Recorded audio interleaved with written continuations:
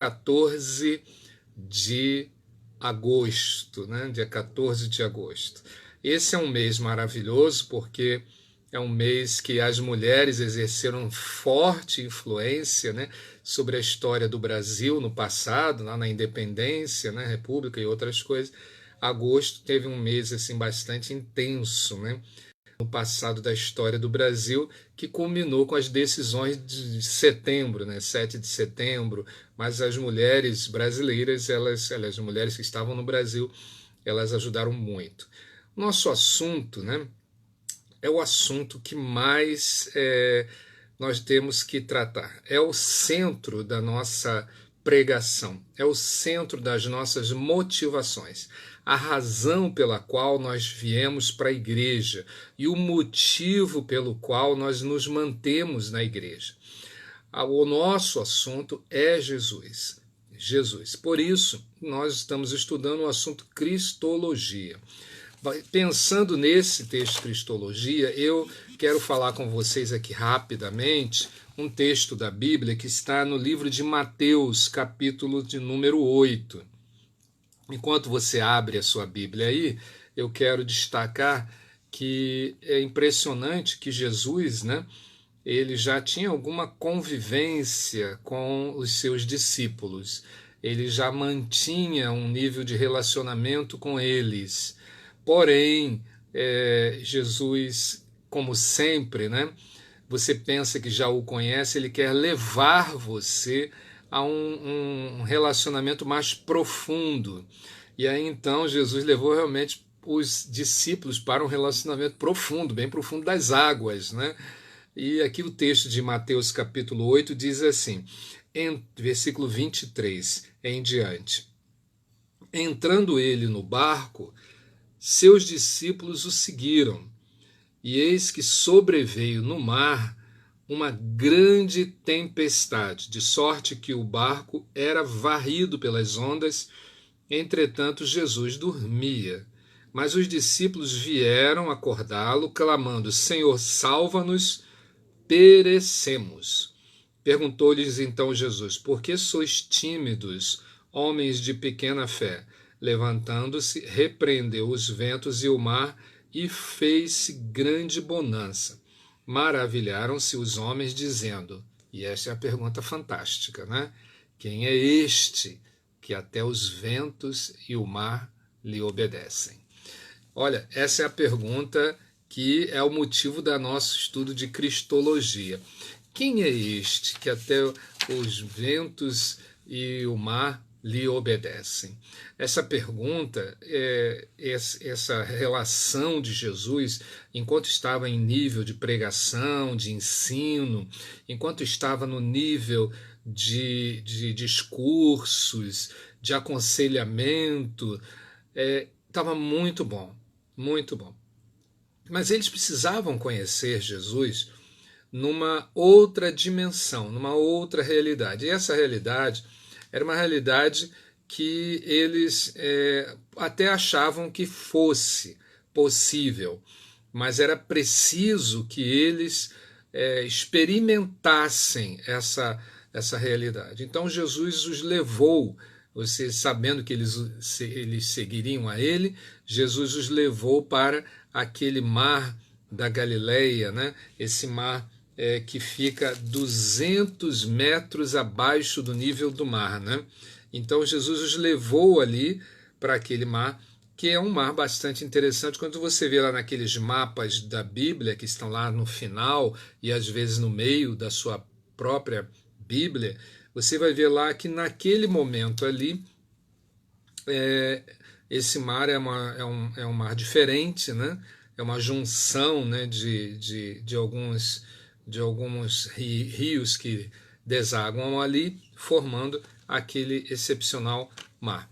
Então, veja bem, e as ondas, né, trazidas pelo vento se ergueram. E eles entraram naquela situação, Jesus dormia, e muito tranquilamente, né? E aí a Bíblia fala, né, que eles foram assim advertidos, né? Porque eles pensavam que tinham uma grande fé, e aí de repente descobriram que diante de Jesus a fé que eles tinham era muito pequena, né? Muito pequena. Outra coisa também, eles não entendiam que mais tarde esta fé se tornaria o próprio Jesus. O próprio Jesus viria a tornar-se a fé deles. Mas é claro que isso exige dedicação, exige intimidade, procura para a gente poder discernir claramente essa realidade. Então, essa experiência, né, que eles tiveram quando Jesus acalma a tempestade, para o vento, né, e eles ficam impressionados e eles falam, quem é este? Então vejam bem, eles já conheciam Jesus, agora eles estão perguntando quem é esse Jesus, né? Então nós não nos conhecemos totalmente. Por isso eles fizeram essa pergunta, quem é este? Ora, Jesus é muita coisa. Nós vimos na última reunião nossa, está até o vídeo publicado hoje, as inúmeras realidades a respeito de Jesus que estão no Velho e no Novo Testamento.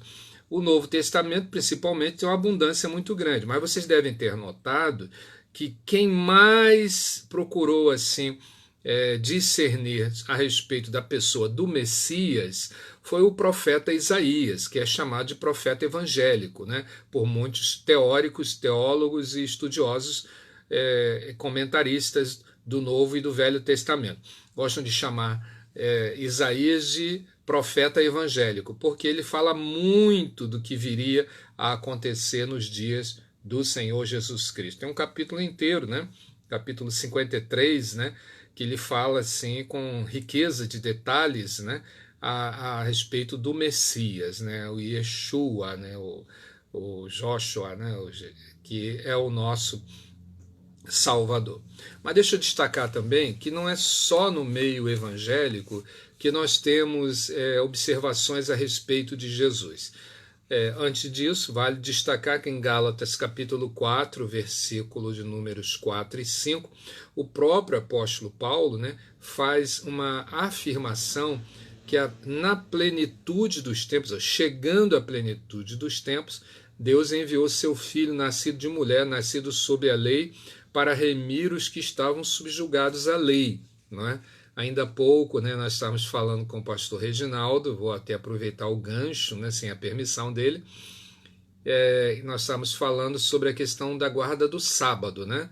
E quando Jesus é o nosso sábado. Quando Jesus é o nosso sábado, todos os dias são sagrados, nós descansamos em Jesus, não é num dia, é em Jesus.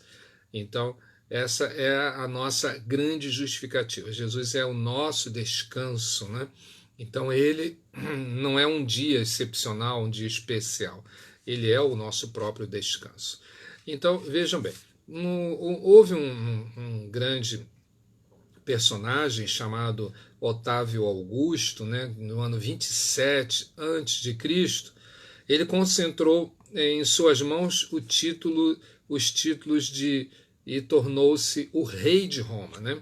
Otávio Augusto. Foi um dos mais famosos imperadores. Também empenhou-se em organizar o exército, né? Ele organizou a economia imperial romana, as leis e assim sucessivamente todo o ordenamento jurídico e político, né, do Império Romano. Ele organizou as províncias, que seriam semelhantes aos municípios hoje, né? Dividiu isso em províncias setoriais e também as imperiais também. Ele organizou as milícias, né? E não as milícias que a gente ouve tanto falar pejorativamente, mas também organizou milícias bem qualificadas, garantiu a segurança das fronteiras, sufocou as rebeliões, né, internas. Otávio, em suma, construiu um Estado romano muito forte, né? Hierarquizado, claro, né? Segundo a origem familiar e também as riquezas de cada pessoa. Ele morreu no ano 14 depois de Cristo, e o progresso dele favoreceu também a futura expansão da pregação cristã. E, por conseguinte, também o surgimento de muitas seitas que tiveram acesso à mensagem cristã e se oportunizaram bastante, né, da mensagem cristã, que ela é bastante assim aberta, né? e surgiram episódios de heresias acerca da pessoa de Jesus. Essa é uma pessoa bastante estudada, bastante questionada, e há séculos se faz isto, né? Nunca se deixou de questionar a existência de Jesus, nunca se deixou de questionar os sermões, os discursos, os atos, os feitos, a origem. Isto não é fato novo. Se alguém falar assim, descobriu-se alguma coisa nova a respeito de Jesus, é factível dizer que isto não é novidade, principalmente para um estudante de teologia. Agora, há um consenso que a influência de Jesus na história humana foi muito forte, né? A fama dele não evitou o surgimento de teorias de heresias as mais absurdas que você pode imaginar, e sempre quando tem assim essas heresias, sempre há quem valorize, né?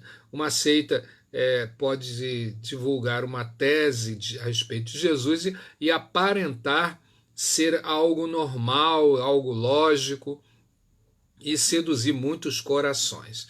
O problema é que quando segmentos que são evangélicos, eles ignoram a Bíblia para sustentar essas teologias incoerentes e perniciosas, é que nos deixam numa situação bastante complexa, não é?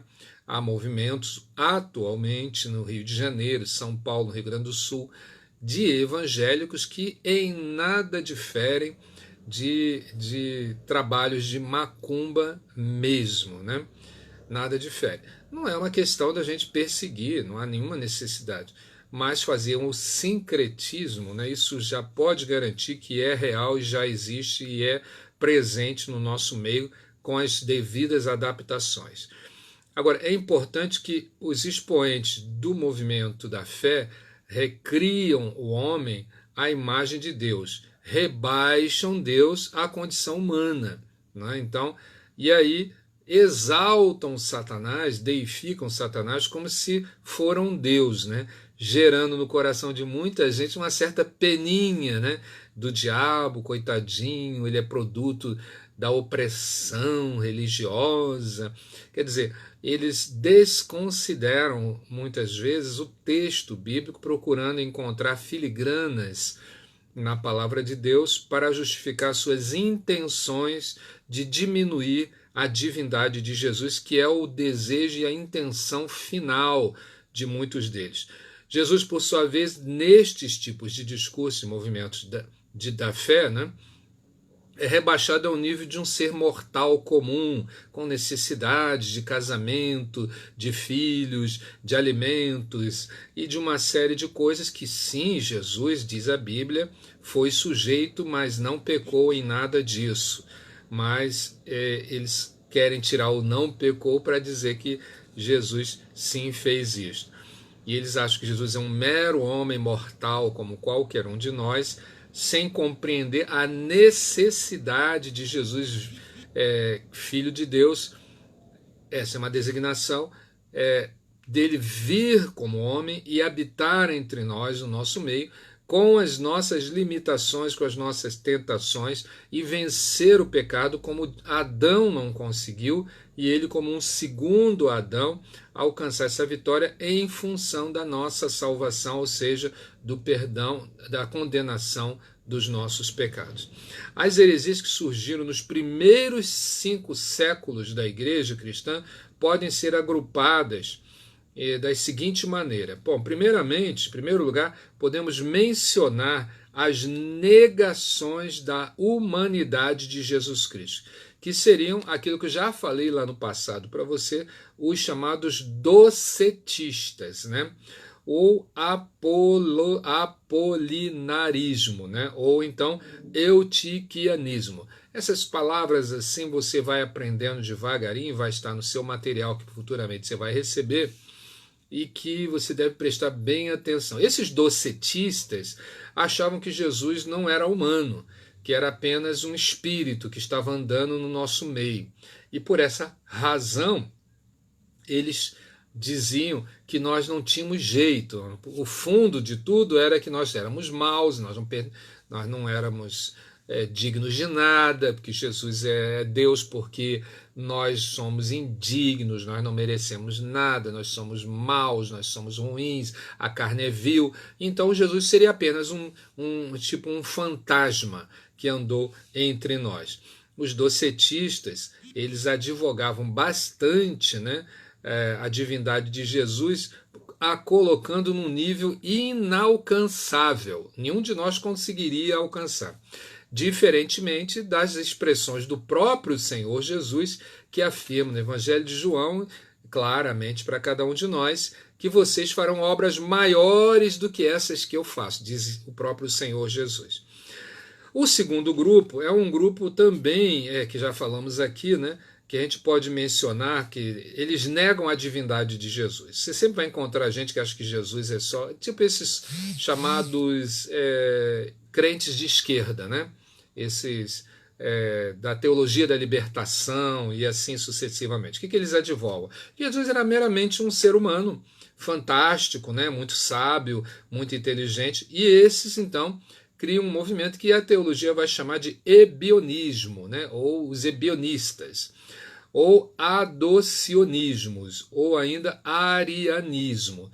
São essas correntes que têm a mesma semelhança e que defendem que Jesus era apenas um ser humano, apenas isso. Que Deus deu a ele uma condição excepcional, extraordinária, mas era meramente um ser humano. Essa heresia, você vai ver o combate dela, a respeito dela, nas cartas que o apóstolo João vai escrever, a primeira carta, a segunda carta, a terceira carta de João, em que ele vai contestar isso, quando ele diz claramente lá e também no Evangelho, diz: e vimos a sua glória como a glória do unigênito Filho do Pai, cheio de graça e de verdade, como está no Evangelho capítulo 1 de João. Mas também ele vai repetir essa mesma afirmação na sua primeira carta. Ele diz que nós vimos a glória e vimos essa em carne, nós vimos em carne. Ou seja, ele está se reportando ao episódio de Mateus capítulo 17, quando eles estiveram naquele monte da transfiguração, que Jesus leva eles até ali, e Jesus se transfigura. Então, quer dizer, ele subiu como homem e se transfigurou em uma divindade, numa pessoa espiritual como nunca tinha sido vista, e ainda trouxe, né, na presença dele as figuras espirituais, né, que estão lá no paraíso. Ele mostrou para eles ali as figuras espirituais de Elias e de Moisés. O terceiro grupo que nós podemos mencionar, que também nega a união pessoal de Cristo, é o grupo que seria chamado de nestorianismo, né? Nestorianismo, né? Nenhum contra com nenhum Nestor, não. Eles procuram negar que havia uma união entre Jesus, uma união pessoal de Jesus e o Cristo, né? E o Cristo, que é o Cristo, é o Messias, né? Então eles tentam mencionar que não há uma vinculação. Jesus é um cara maravilhoso, mas ele não é o Messias prometido, né? É aquela divinização assim exagerada a respeito do Messias para colocá-lo num patamar inatingível. Veja só como as pessoas são, né? Elas têm essa capacidade de imaginação para colocar sempre você e eu numa condição de incapacitação, né? Em quarto lugar, nós temos que mencionar também as negações que são distintas entre o pai e o filho. Ou seja, eles são chamados de sabelianismos e modalismo. Ou seja, eles não aceitam que o pai e o filho sejam um. Não é? Deus é Deus e Jesus é outra coisa, e não existe essa união, isso é só uma união teórica, na prática não existe a essência dos dois. Então gostam muito de resistir à realidade de que Jesus e o Pai são um, né? Em quarto lugar, a gente pode mencionar, aliás, em quarto lugar, já estamos em quarto lugar, né? Então nessa fonte aqui a gente destaca, né, esse papel desse grupo que nós chamamos aqui sabelianismo e modalismo. São movimentos que você mais tarde vai estudar, não agora, não vai valer muito a pena a gente se debruçar agora, mas é importante você ter a informação de que existiram estes movimentos, né, ebionistas, docetistas, né, o nestorianismo, os sabelianismos e o modalismo, né, são movimentos heréticos, né, movimentos que apresentaram lógica, mas mesmo apresentando lógica, não apresentavam verdade. Persuadiam, mas não eram verdadeiros. Mas vamos destacar pelo menos alguns deles, por exemplo, o docetismo, né? O que era o docetismo? Era uma doutrina que afirmava que Jesus era Deus. Esse era o propósito dessa doutrina. Mas apenas parecia humano, esse era o pensamento deles. A humanidade era apenas aparente em Jesus. Para os docetistas, o sofrimento e a morte de Cristo foram uma espécie de simulacro, né? Isto é, Jesus só parecia ser homem, já que Deus não podia tornar-se realmente material. Os docetistas, eles advogavam essa impossibilidade de Deus tornar-se ser humano, né? Por causa da sua natureza divina, muito boa, excelsa. Eles não aceitavam que Deus se encarnasse, né? Então, para eles, todos os docetistas, para eles, todas as manifestações de Jesus humanas eram manifestações aparentes, não eram reais, porque ele não era humano, na opinião dele. É claro que isto no cristianismo criou uma porção de embaraço, infelizmente, hoje não é tanto problema, né? Mas houve uma época em que isso daí foi muito problemático mesmo, porque as pessoas costumavam dizer, já que eu não consigo ser santo mesmo, então eu vou continuar fazendo as besteiras que meu coração deseja fazer, né? Outro movimento também é o apolinarismo, né? Ele é um ensino de, claro, o nome está dizendo, apolinarismo é de um camarada chamado Apolinário, né? Era um bispo da igreja de Laodiceia. Você deve ter ouvido falar dessa igreja, né? Lá em Apocalipse, né? Ele viveu entre os anos 310 e o ano 391 depois de Cristo.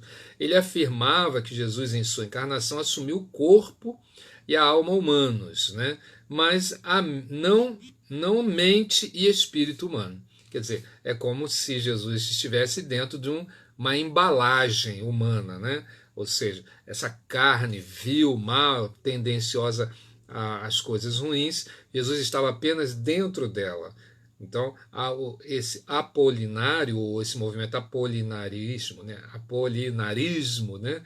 Esse era um movimento que tem origem, claro, nesse bispo de Laodiceia. Ele se disseminou, se difundiu muito essa tese, né? E por essa razão deduziu que Cristo operava exclusivamente com base na mente, né? Era só mente, era o nous divino, né? A mente divina, né? Então justificou-se com muitos textos bíblicos e muitos exemplos, né, para isso daí. Já o movimento eutiquianismo, né, é claro que é de um monge de Constantinopla chamado Eutiques, né? Ele era protegido de Dióscoro, sucessor de Cirilo, que era um bispo de Alexandria, né?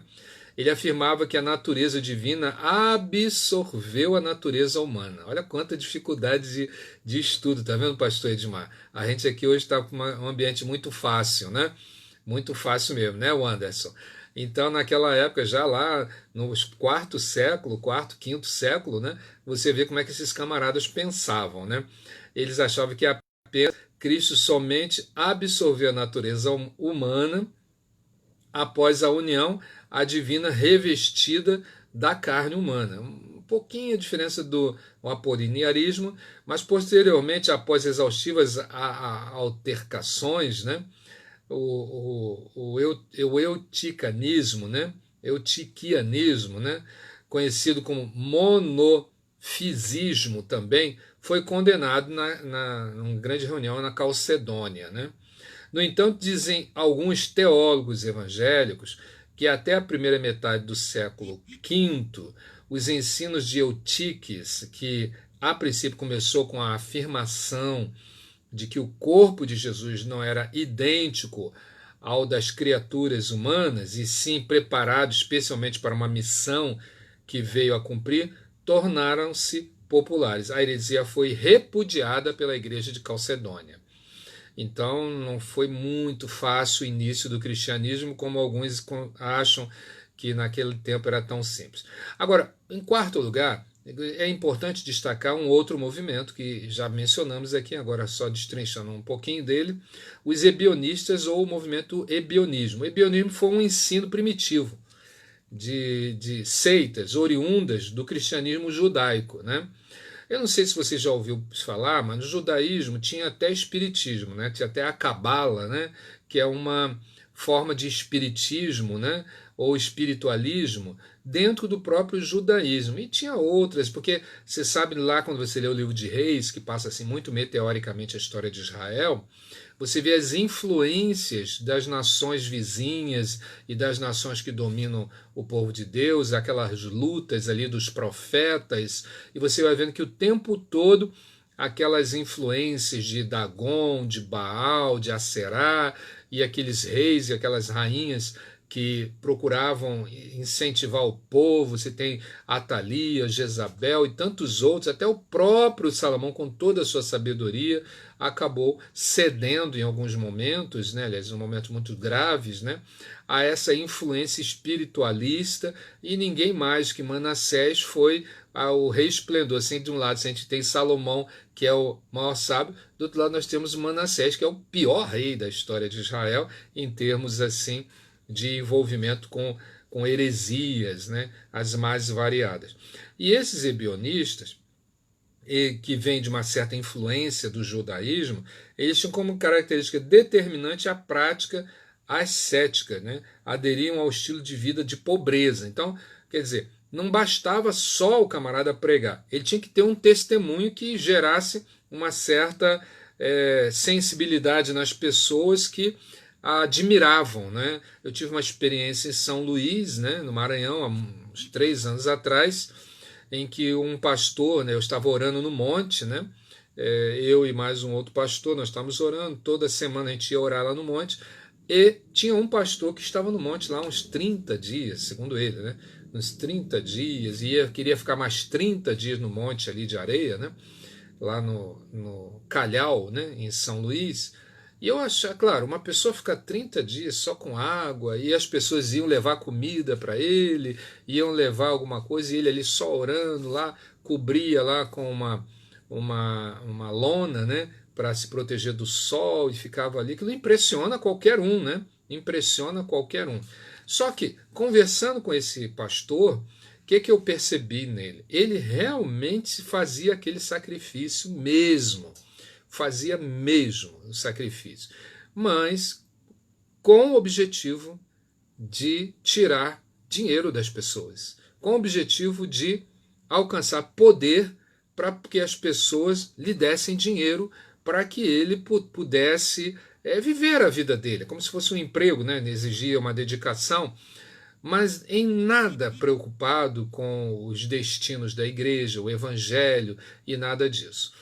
E ele tinha uma amante, né? Ele saía do monte, tinha uma amante, ficava lá com essa amante, e depois voltava Mas eu achei impressionante nisso tudo daí, não foi o fato dos problemas pecaminosos dele, que Deus cuide dele, não era minha ovelha, nem nada disso, mas que Deus o abençoe, para ele ser restaurado. Mas o que eu achei impressionante, a astúcia, a dedicação, a entrega, que não tinha verdadeiros compromissos com o evangelho, mas tinha uma entrega que impressionava.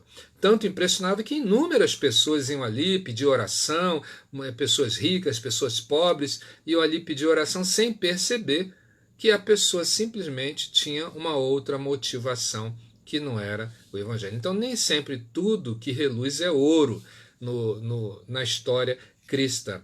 Os ebionistas, alguns estudiosos relacionam os ebionistas com o monarquianismo dinâmico, né? Refutam contundentemente a divindade de Jesus. Ou seja, para o ebionista, Jesus não interessa que Jesus seja Deus. Eles querem que Jesus seja homem, ser humano. Não há espaço para outra argumentação no pensamento dele. Poderia Jesus ser apenas um filho adotivo de Deus, mas sem ter qualquer igualdade ou semelhança com o Pai. E isso daí era muito sério, muito dramático, né, na vida de muitos dos seguidores.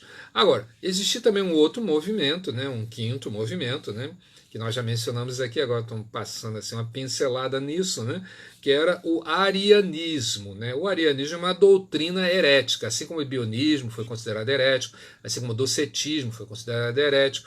O arianismo era uma doutrina primitiva a respeito da identidade de Jesus.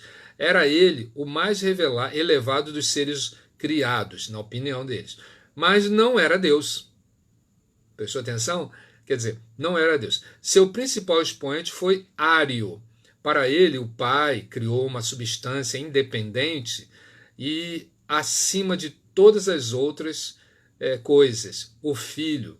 Então, Deus, Jesus era uma pessoa extraordinária, mas não era Deus. Na ideologia herética ariana, Cristo foi reduzido a uma criatura desprovida de plena essência divina, longe de ter a igualdade do Pai, o Criador. Quer dizer, você podia falar o que quisesse de Jesus, você podia acreditar no que você quisesse a respeito de Jesus, mas o arianismo, né, achava que Jesus somente não era Deus. Então, pode parecer estranho, né? Mas tem gente até hoje que pensa assim também, né? É impressionante. Mas você não deve ficar assustado, porque você está fazendo querusça aqui com o Pastor Ivo, está pagando a mensalidade em dia, né? E está entregando todos os seus deveres, porque senão você não seria crente. Então, veja bem, aqui há 8 declarações desse ensino que eu quero ver se você consegue identificar. Características fundamentais de Deus é a solidão. Ele existe sozinho. Por essa razão, então, Jesus não seria Deus. 2 poderes habitam em Deus, o verbo e a sabedoria. Outra afirmação também, a criação foi levada a efeito por uma substância independente que Deus criou. Outra afirmação. A existência do Filho é diferente da existência do Pai. Quer dizer, para nós há uma essência, né? E uma revelação. Para eles não havia, é totalmente diferente. O Filho não é verdadeiramente Deus, outra afirmação. O Filho é uma criação perfeita do Pai. Então sempre tem essas exaltações assim, né? A alma humana de Cristo foi substituída pelo Logos, né? Lembra da visão da palavra Logos, que nós já usamos aqui, quer dizer sentido, né? Que quer dizer verbo, que dá sentido a tudo. O Espírito Santo é uma terceira substância criada. Essa era uma outra visão desse movimento arianismo. Então, ele tinha uma escola bastante filosófica e bastante teológica que fundamentava esta heresia. É bom destacar que algumas heresias duraram séculos para serem refutadas depois. Mas durante séculos muita gente acreditou em determinadas heresias, como hoje muita gente acredita em algumas coisas que a história daqui a uns 100 anos, né, vai desfazer. O comunismo, o socialismo, o marxismo, por exemplo, já foi refutado desde 1988, 88, 89. Mas até hoje ainda tem gente que morre por essa causa, né, e que se mergulha nisso daí. Então leva tempo, às vezes, as pessoas saber que já morreram. Leva tempo. Se já morreu, não funciona. Mas tem gente que não leva tempo. Isso é fenômeno de história mesmo, a gente tem que ter paciência. O sabelianismo, né, que é uma heresia trinitária do século III, que negava a Trindade. Não acreditavam na Trindade. Você deve ter visto que Testemunhas de Jeová também não acredita em Trindade, né? Então, você está vendo que muitos movimentos recentes, eles são buscas de movimentos lá atrás, muitas vezes, né? Vão lá atrás e buscam aquelas teorias e remasterizam, ou seja, renovam, requentam esse café e vendem como se fosse a maior novidade desse mundo. Sabélio, seu maior defensor, afirmou que Deus se revelou na história da salvação em 3 formas sucessivas, né? Na opinião dele. Como Pai, sendo criador e legislador, como Filho, redentor, e como Espírito doador da graça. Assim, não havia 3 pessoas. na opinião de Sabélio, né? Ou seja, não existia trindade, era simplesmente como se cada hora eu tivesse um comportamento diferente, mas era a mesma pessoa eu. Uma hora eu estou triste, uma hora eu estou alegre, e uma hora eu não estou nem triste nem alegre, estou entediado, por exemplo, né? Então é o que Sabélio tentou dizer. Então não eram pessoas, Pai, Filho, Espírito Santo, era só Deus. Não existia essas pessoas distintas, como nós cremos e advogamos. Ainda dizia que entre Deus e Cristo acontece a mesma coisa. A natureza do Filho era apenas similar à do Pai, mas não idêntica à do Pai. E esse movimento não é um movimento que começou agora recentemente, é no ano 268 depois de Cristo. Então, veja bem, no século III ainda, né? Ainda no século III depois de Cristo, bem no início ainda, né? O Concílio de Antioquia, reunido, definiu, né? Não existia igreja católica, nada disso nessa época, mas o Concílio de Antioquia definiu que esse pensamento de Sabélio era um pensamento herético, totalmente herético. Daí a importância de se ter uma liderança forte para refutar esses movimentos. O movimento nestorianismo, né, foi uma visão defendida que, embora Jesus fosse uma pessoa, Deus e homem unidos, suas duas naturezas, humana e divina, existiam lado a lado, assim eram separáveis. Olha só, né, que criatividade, né? Então, esse nestorianismo via consequências na visão, né? Aliás, consequências dessa visão, né? Era que o sofrimento de Jesus pela humanidade era visto como um ato de Jesus em sua condição humana, mas não como um ato divino. Essa concepção, evidentemente, não se ajusta à nossa teologia da cristologia, né? A teologia cristológica, né? Coerente e integral. Nestório era um bispo de Constantinopla. Ensinou que Maria não era a mãe de Deus, ou seja, não deu a luz ao verdadeiro Deus, era então a portadora de Cristo, né? Christotokos, ou portadora da humanidade, né? Antropotokos, né? Porque, segundo ele, o corpo de Jesus pertenceu à natureza humana e não à natureza divina. Você deve ter visto que esses movimentos que acabamos de mencionar aqui, esses 7 movimentos, né, recapitulando aqui um a um, né, que nós falamos, o docetismo, o apolianismo, né, apolinarismo, né, o eutiquianismo, os ebionitas, né, que nós falamos, o arianismo e o sabelianismo, né, e o nestorianismo, você deve ter observado que essas heresias surgiram de dentro da igreja, não veio de fora da igreja, de dentro da igreja. Pessoas convertidas que se tornaram líderes e até bispos, né? Quer dizer, supervisores de outros líderes e que começaram a desenvolver pensamentos contrários, né? Em quase todos, ou negava o poder de Deus ou negava a encarnação de Jesus objetivamente. Em quase todos, separando Deus de Cristo, né? De alguma forma, quer seja exaltando a divindade, quer seja exaltando a humanidade. E até alguns mistos, né? Que diziam que a humanidade estava ali, mas Jesus estava no meio, né? Apenas, né? Não se contaminava.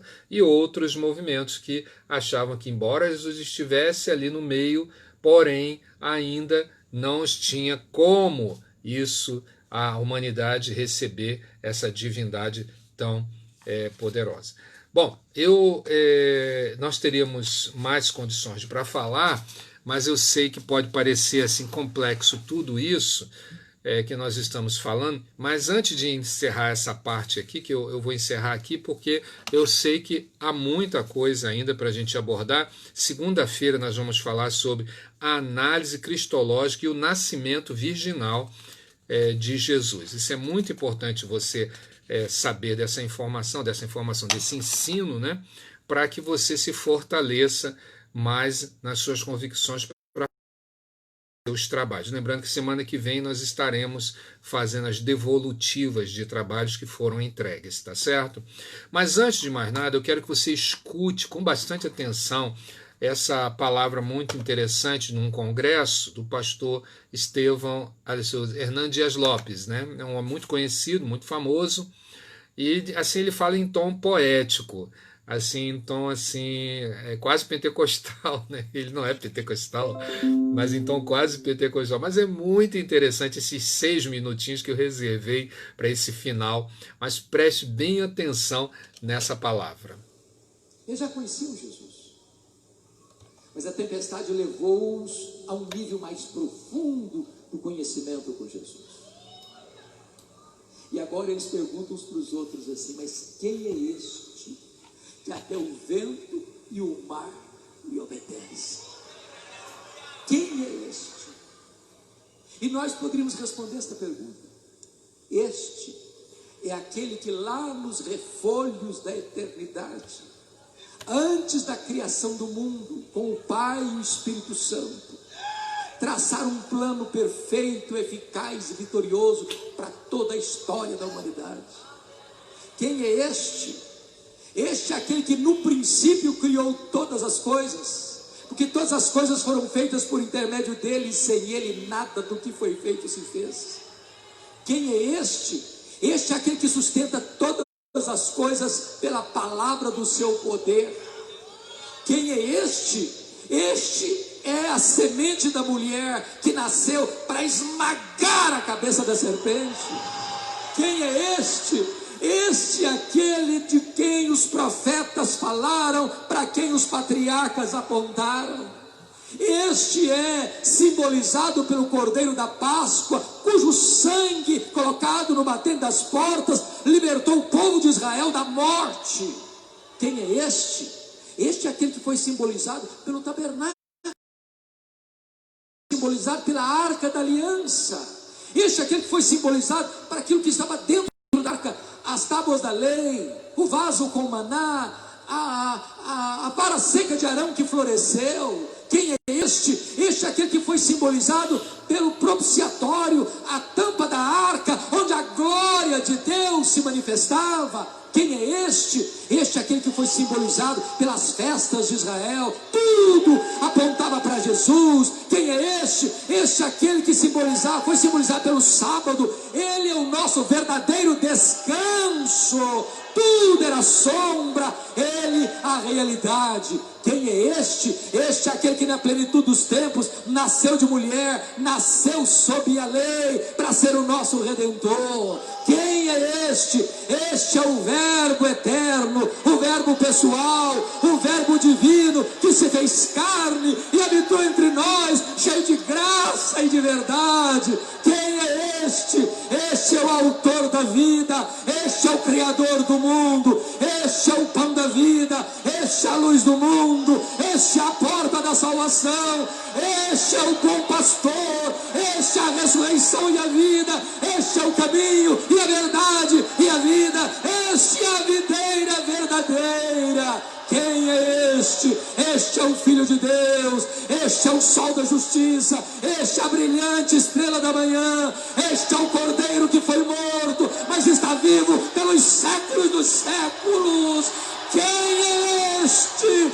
Este é aquele que por amor de nós não levou em conta a vergonha da cruz, pela alegria que lhe estava proposta de ser o nosso Redentor. Quem é este? Este é aquele que andou por todo lado no poder do Espírito, libertando os oprimidos do diabo. Os cegos viram, os mudos falaram, os surdos ouviram, os coxos andaram, os leprosos foram purificados, os mortos ressurgiram.